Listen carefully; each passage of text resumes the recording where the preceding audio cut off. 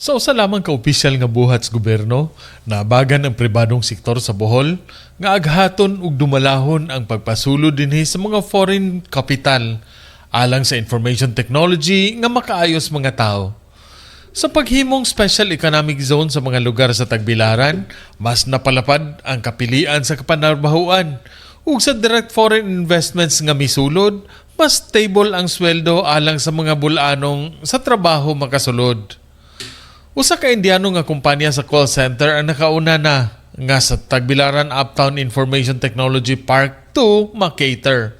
Puhunan nga diretso sa mga bulanon dinhi matagamtam. Kumpanya sa call center nga nagtutog sa digital operations, data technology nga mogamit sa artificial intelligence alang sa mga solusyon sa mga suliran sa negosyo, dili mo menos sa 1,000 ang mahatagan sa trabaho nga di kalidad ang sweldo o sa ilang pagpasulod dinhi sa ilang trabaho.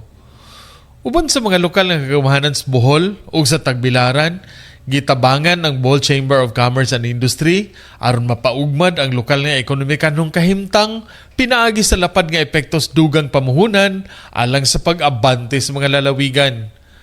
Kay nung duman nga subay niini, gipadeklara ang una nga Information Technology Park dinhi ni kanhi Presidente Duterte.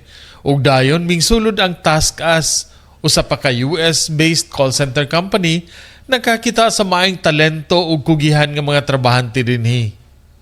Sa dili usab madugay, lain usab nga dapit ang pasudlan sa foreign direct investments. Ang labing dali nga tinubdan dinhi sa Bohol sa katag nga kaugmaran. Gikan diri sa Bohol alang sa maayong balita Central Visayas, Ray Anthony Chu, PIA Bohol.